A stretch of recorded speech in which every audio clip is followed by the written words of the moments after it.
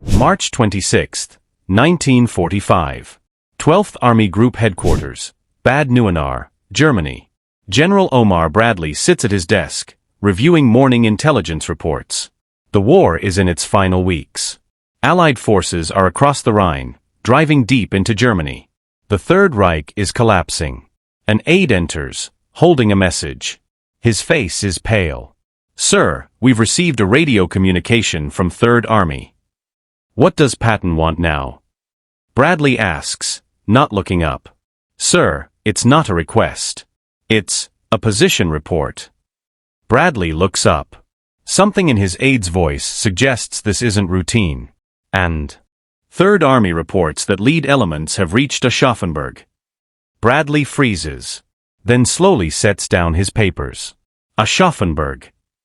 "Yes, sir." Bradley walks to the large wall map showing all Allied positions. His finger traces Third Army's last known position, somewhere near Frankfurt. Then he moves his finger east to Aschaffenburg. 60 miles. 60 miles deeper into Germany than where Third Army was supposed to be. When did they advance to Aschaffenburg? "Sir, the message says they reached it this morning." This morning. Bradley's voice rises. They were in Frankfurt yesterday. How did they move 60 miles overnight? "The message doesn't say, sir. It just reports their position." Bradley stares at the map, calculating. If Third Army is in Aschaffenburg, they're not just ahead of schedule. They're 200 miles deeper into Germany than any other Allied force. They're alone. Exposed. Their flanks completely unsecured. And Bradley has no idea how they got there. "Get me Patton," Bradley says quietly. "Right now." The aide hesitates. "Sir, there's more." "More." The message also says that General Patton personally is in Aschaffenburg. He's conducting reconnaissance of routes toward Nuremberg.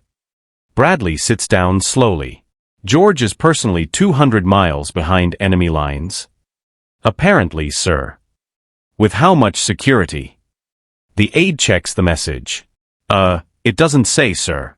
Knowing General Patton, he's alone except for his driver, Bradley finishes. "Of course he is." He picks up the phone. "Get me Third Army Headquarters. Now. And get me Eisenhower. He's going to want to hear this." 20 minutes later, when Bradley finally reaches Patton and asks him what the hell he's doing 200 miles ahead of everyone else, Patton's response will be vintage Patton, and will make Bradley say 4 words that perfectly capture both exasperation and admiration. This is the story of how Patton's Third Army advanced so fast in the final weeks of the war that even his own superiors couldn't keep track of where he was.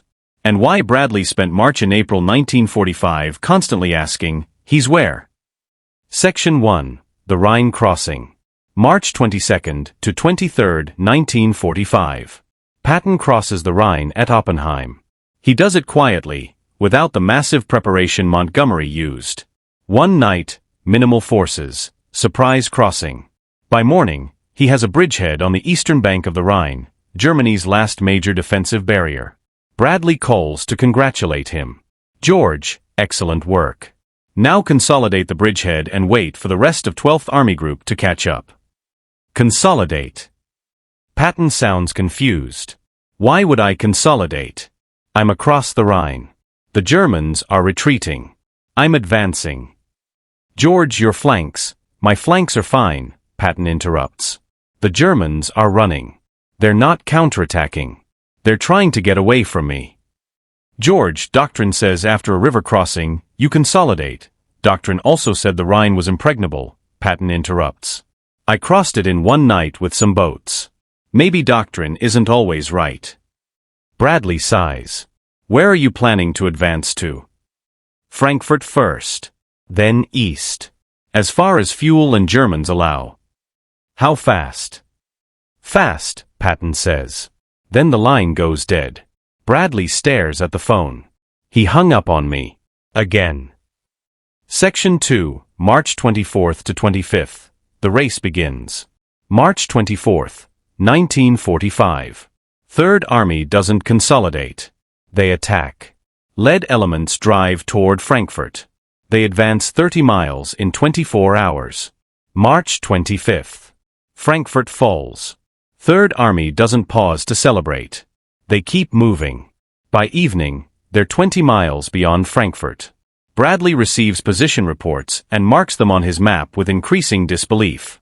They're moving too fast, he tells his operations officer. They're going to overextend.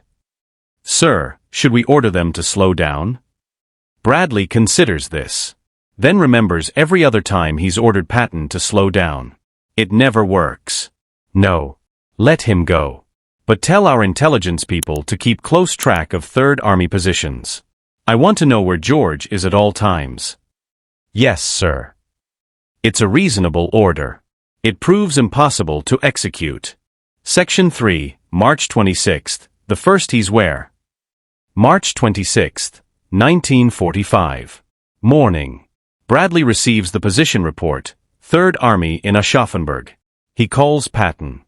It takes 20 minutes to get through. Third Army's communications are stretched thin by their rapid advance. George, you're in Aschaffenburg? That's right. You were in Frankfurt yesterday. That's 60 miles. 63, actually, Patton corrects. I measured it. George, you can't advance 60 miles in one day. I just did, Patton interrupts. Brad, the Germans are finished. They're retreating in chaos. Every day we don't advance is a day they get more organized. So I'm advancing. Every single day. Your supply lines are keeping up, Patton says. Barely. But they're keeping up. Brad, I know you're worried. But trust me. I can feel it. The Germans are broken. One more push and they'll collapse completely. Where are you planning to go next? Würzburg. Then Nuremberg. Then we'll see. Maybe Prague. Maybe Austria. Wherever the Germans are, that's where I'm going. George, I can't authorize you to go wherever you want. Then don't authorize it, Patton says cheerfully. Just don't order me to stop. I'll take silence as permission. The line goes dead again. Bradley looks at his operations officer. He's going to give me a heart attack before this war ends. Section 4, March 27th to 28th. Losing track March 27th, 1945. Bradley's intelligence section tries to track Third Army's movements. It proves nearly impossible. Position reports arrive 6 to 12 hours late. By the time Bradley marks Third Army's position on his map, they've already moved. Sir, Third Army reports they've taken Würzburg, Anade reports. Bradley marks it on the map. When did they take it? The message is dated yesterday afternoon, sir. So maybe 18 hours ago. Which means they're probably not there anymore, Bradley mutters. They're probably 50 miles beyond it. Sir, should we request more frequent position updates? We can request. Doesn't mean George will provide them. He's too busy advancing to file paperwork. March 28th. Another report arrives, Third Army elements approaching Nuremberg. Bradley stares at the map. Nuremberg is 100 miles from Frankfurt. Third Army has advanced 100 miles in 4 days. That's 25 miles per day, his operations officer calculates. That's faster than the invasion of France. I know, Bradley says quietly. And George isn't slowing down. Section 5, March 29th. The Eisenhower call March 29th, 1945. Eisenhower calls Bradley. Brad, where is Third Army? Good question, sir. That's not an answer. Sir, their last position report put them near Nuremberg. But that was 8 hours ago. They could be anywhere within a 50-mile radius by now. You don't know where your own army is? Sir, they're advancing faster than we can track them. By the time position reports arrive, they're outdated. Eisenhower is silent for a moment. Brad, I need to know where Third Army is. The Russians are advancing from the east. We have agreed upon demarcation lines. If Patton advances too far east, he could run into Soviet forces. I'll contact Third Army headquarters and get current positions. Do that. And Brad? Tell George to slow down. I'll tell him, sir. Whether he listens is another matter. Bradley calls Third Army headquarters. He reaches General Hobart Gay, Patton's chief of staff. Gay, where is Third Army? Elements are approaching Nuremberg, sir. Other elements are pushing toward Bayreuth. Some units are securing our southern flank near Schweinfurt. Bradley marks all 3 locations on his map. They form a triangle over 60 miles across. Where is Patton? We're not entirely sure, sir. You don't know where your own commanding general is? Sir, General Patton is conducting forward reconnaissance. He does that a lot. He'll check in when he feels like it. Bradley pinches the bridge of his nose. When he last checked in, where was he? Aschaffenburg, sir. This morning. That was 8 hours ago. Yes, sir. So he could be anywhere. Pretty much, sir. After hanging up, Bradley's operations officer asks, "Should we be worried?" "Always," Bradley replies. "With George, you should always be worried." Section 6, March 30th. The Nuremberg Advance, March 30th, 1945. Elements of Third Army reach Nuremberg. Nuremberg, Hitler's ceremonial city, where the Nazi Party held its massive rallies, the symbolic heart of Nazi power. And Third Army has just arrived at its gates, 200 miles from the Rhine, after advancing across Germany in a single week. When Bradley receives the report, he immediately calls Eisenhower. "Sir, Third Army has reached Nuremberg." "Already? I thought they were at Würzburg yesterday." "They were. They covered 60 miles in 36 hours. Eisenhower is quiet. "Then, Brad, that's insane. No army can sustain that pace." "Apparently Third Army can." "Sir, I think Patton is trying to reach Czechoslovakia before the Soviets." "He can't do that. We have agreed upon demarcation lines with Stalin." "Sir, I don't think George cares about demarcation lines. I think he's trying to advance as far as possible before someone orders him to stop." "Then order him to stop." "Sir, every time I order George to stop, he finds a loophole. He'll say he's consolidating forward positions or eliminating enemy resistance, or some other excuse that technically isn't disobeying orders while still advancing." Eisenhower laughs despite himself. "He's ungovernable." "Yes, sir. But he's also winning the war faster than anyone else." "Fine. Let him advance. But Brad, keep track of him. I need to know where he is. If he runs into Soviet forces accidentally, it could cause an international incident." "I'm trying, sir. But George moves faster than my intelligence can track." Section 7, April 1st. The Saxon Advance, April 1st, 1945. Third Army pushes into Saxony. Position reports arrive sporadically.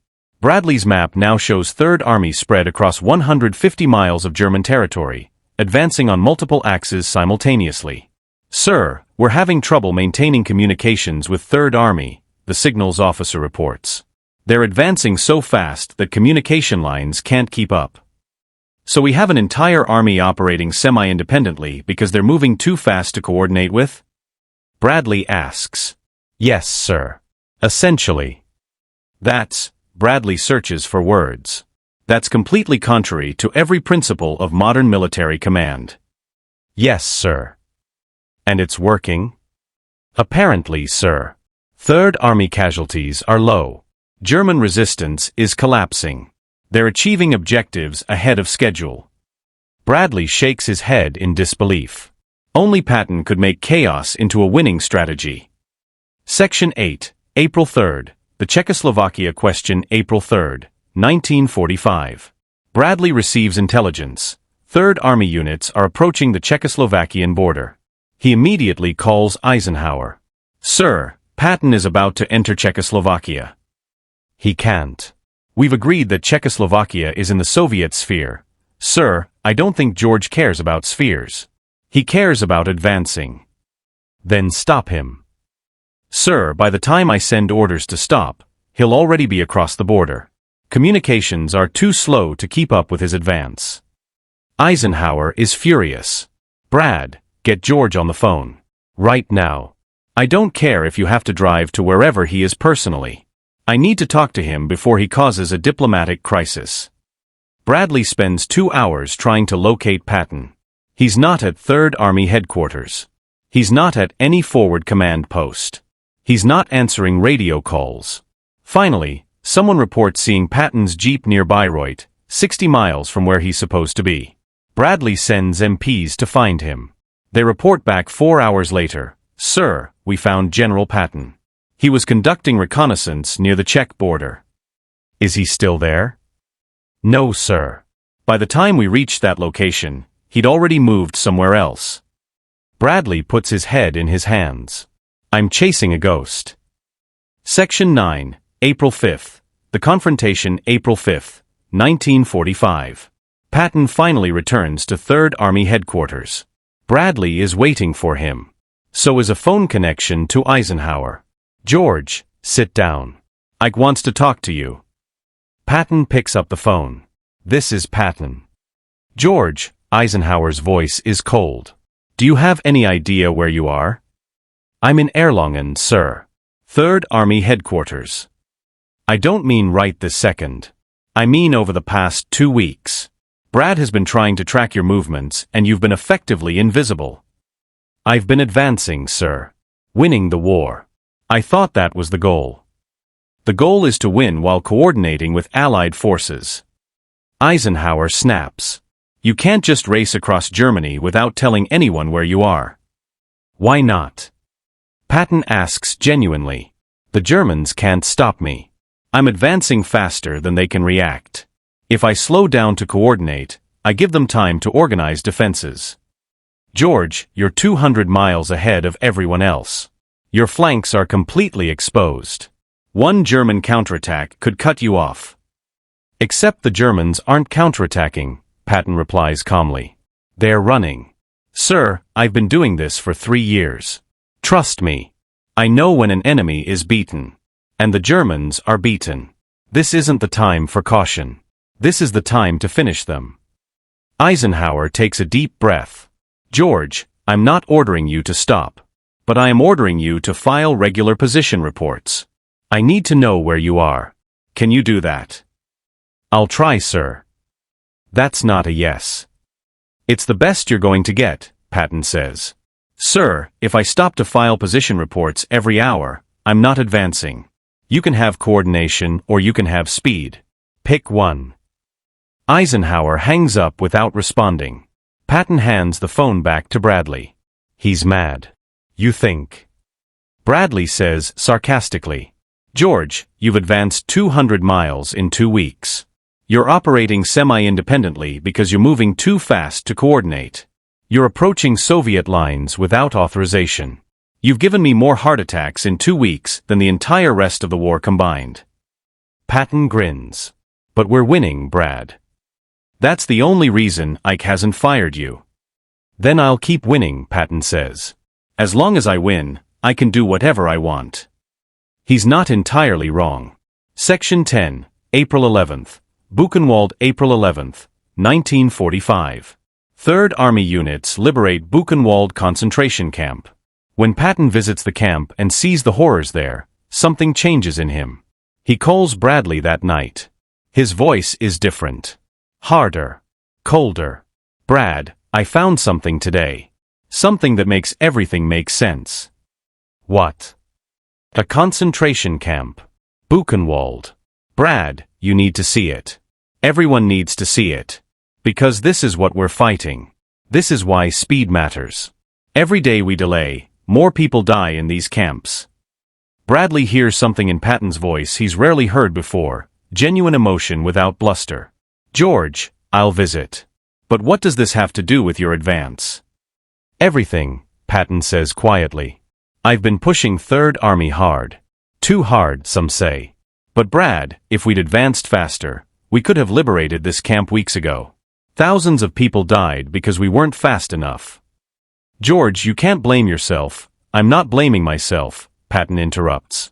I'm explaining why I won't slow down. Every day we pause, every day we consolidate, every day we wait for perfect logistics, people die. Not just soldiers. Innocent people in camps like this. So you're going to keep racing ahead? Until the war ends or I'm dead, Patton confirms. Brad, I know I'm difficult. I know I don't coordinate well. I know I give you headaches. But I'm going to keep advancing. Because that's how we end this. Not through careful planning. Through relentless pressure until Germany collapses completely. After hanging up, Bradley sits quietly for a long moment. Then he tells his operations officer, "Stop trying to slow Patton down. Just try to keep track of where he is. And pray he doesn't start World War III with the Soviets." Section 11, April 15th. The final push, April 15th to 30th, 1945. Third Army continues advancing. Into Saxony. Into Bavaria. Toward Austria. Toward Czechoslovakia. Every day, Bradley receives position reports that show Third Army somewhere unexpected. "Sir, Third Army has entered Austria." "He's where?" "Austria, sir. Apparently, they crossed the border yesterday." "Sir, Third Army has reached the Czech border." "He's where?" "Czechoslovakia, sir. General Patton is requesting permission to liberate Prague." "Sir, Third Army has made contact with Soviet forces." "He's where?" "Meeting with Soviet commanders, sir." Apparently, General Patton personally drove to their headquarters to coordinate boundaries. Bradley's operations officer starts a tally. Times General Bradley has said he's where? This month, 17 and counting. Section 12, May 8, 1945. VE Day, May 8, 1945. Germany surrenders. Patton is in Czechoslovakia when the news arrives. Third Army is 300 miles from where they started on the Rhine, having advanced across Germany in 6 weeks. Bradley calls to congratulate him. "George, we did it. The war is over." "For now," Patton says ominously. "What do you mean, for now?" "I mean the Germans are defeated. But the Soviets are our next problem. Brad, you should see how they're behaving in Czechoslovakia. They're not liberating. They're occupying. This isn't over. George, the war with Germany is over. That's enough." "Is it?" Patton challenges. "Brad, we had the chance to take Prague before the Soviets. We had the chance to take Berlin. But we stopped because of political considerations. Those decisions are going to haunt us." Bradley doesn't entirely disagree. "But there's nothing to be done now. George, where are you?" "Pilsen. Western Czechoslovakia. Meeting with Czech resistance leaders." "You're still 300 miles from headquarters." "I know," Patton says. "I like it out here. Closer to the action." "The action is over, George." "For now," Patton repeats. Closing March, April 1945. Third Army advances 300 miles across Germany in 6 weeks. They move so fast that their own commanders can't track them. Position reports arrive hours late, already obsolete. Communications can't keep up. Supply lines stretch to the breaking point. And yet they win. Quickly. Decisively. With fewer casualties than expected. "He's where?" becomes Bradley's constant refrain. Patton appears in places he's not supposed to be, advancing faster than anyone predicted, operating semi-independently because coordination would slow him down. It's chaos. It's contrary to doctrine. It violates every principle of modern military command. And it works. Because Patton understands something fundamental. In the final weeks of a collapsing enemy, speed matters more than coordination. Momentum matters more than perfect logistics. Relentless pressure wins faster than careful planning. He's where? For words that sum up Bradley's experience commanding Patton in the final months of the war. Patton was always somewhere he wasn't supposed to be. Moving faster than he was supposed to move. Achieving objectives he wasn't supposed to reach yet. Bradley spent 6 weeks trying to track Patton's movements and failing. Because Patton moved faster than intelligence could follow. "You're going to give me a heart attack," Bradley told him repeatedly. "But we're winning," Patton always replied. And they were. Third Army's advance across Germany remains one of the fastest military movements in history. Not because it was perfectly coordinated. Not because it followed doctrine. Not because it was safe. But because Patton refused to slow down. Refused to consolidate. Refused to wait for perfect conditions. He just advanced. Every day. Every hour. Until Germany collapsed. He's where? The four words that defined the final months of the European war. Because with Patton, the answer was always the same: somewhere he wasn't supposed to be yet. Doing something he wasn't supposed to have done. Winning faster than anyone thought possible.